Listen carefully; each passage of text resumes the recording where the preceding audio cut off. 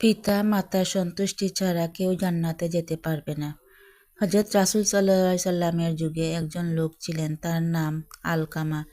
মৃত্যুর সময় তার আশেপাশের লোকজন তাকে কালেমা পড়ানোর জন্য খুব চেষ্টা করছিলেন, কিন্তু তার মুখ দিয়ে কালেমা বের হচ্ছিল না।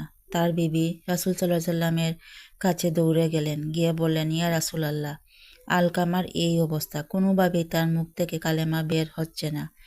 রাসূল সাল্লাল্লাহু আলাইহি সাল্লাম হযরত বেলাল রাদিয়াল্লাহু তাআলাকে বললেন, তার অবস্থা দেখে আসো। তিনি দেশে খবর পাঠালেন যে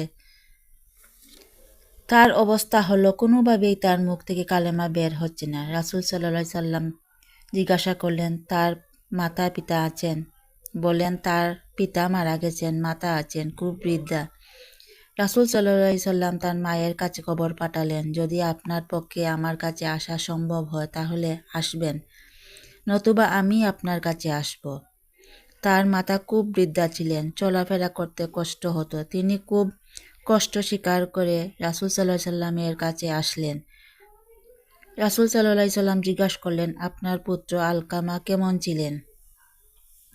তিনি বললেন, খুব ভালো, খুব নামাজি, খুব ফরেজগার, প্রচুর নফল রোজা রাখত, প্রচুর দান খয়রাত করত, তার আমল অনেক ভালো। রাসূল সাল্লাল্লাহু আলাইহি সাল্লাম জিজ্ঞাসা করলেন, আপনার সাথে সম্পর্ক কেমন? তখন তিনি বললেন, আমি তার প্রতি সন্তুষ্ট নই, কারণ সে আমার খেদমত করে না, আমার কথার চেয়ে বিবির কথাকে প্রাধান্য দেয়। তখন রাসূল সাল্লাল্লাহু আলাইহি সাল্লাম বলেন, এই যে মায়ের অসন্তুষ্টি, এর কারণে তার মুখ থেকে কালেমা বের হচ্ছিল না। রাসূল সাল্লাল্লাহু আলাইহি সাল্লাম হযরত বেলালকে বললেন, বেলাল, লাকড়ি জমা করো, আলকামাকে সেই লাকড়ি দিয়ে জ্বালিয়ে দেওয়া হবে। একথা শুনে আলকামার মা চিৎকার করে বলে উঠলেন, ইয়া রাসূল আল্লাহ, আমি এটা মেনে নিতে পারবো না, আমার সন্তান আগুনে জ্বলবে, আমি বরদাস্ত করতে পারবো না। দেখা গেল মায়ের দরদ কখনো ফুরায় না, মায়ের দরদের কোনো তুলনা হয় না, পিতার চেয়ে মায়ের দরদ অনেক বেশি। এজন্য খেদমতের ক্ষেত্রে পিতার চেয়ে মায়ের হক বেশি। হাদিসে এসেছে, এক সাহাবী রাসূল সাল্লাল্লাহু আলাইহি সাল্লামকে জিজ্ঞাসা করেছিলেন, ভালো ব্যবহার সবচেয়ে বেশি কার সাথে করব? রাসূল সাল্লাল্লাহু আলাইহি সাল্লাম বলেছিলেন, তোমার মায়ের সাথে। সাহাবী জিজ্ঞাসা করলেন, তারপর?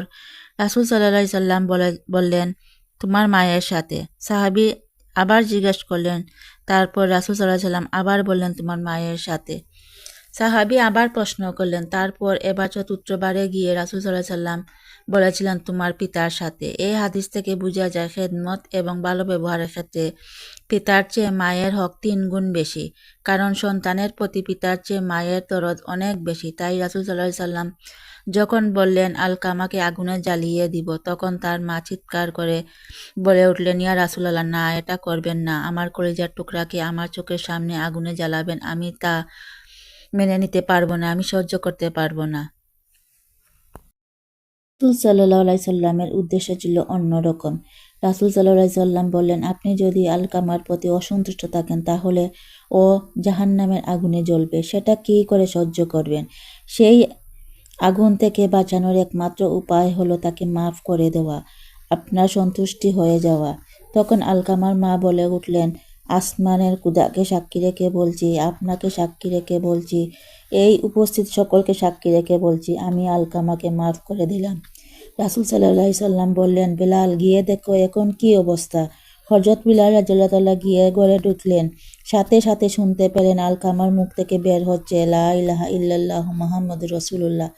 এই অবস্থা তার ইন্তেকাল হলো। এই ঘটনা থেকে বোঝা গেল, মায়ের অসন্তুষ্টি মৃত্যুর সময় মুখ থেকে কালিমা উচ্চারণ হতে দেয় না।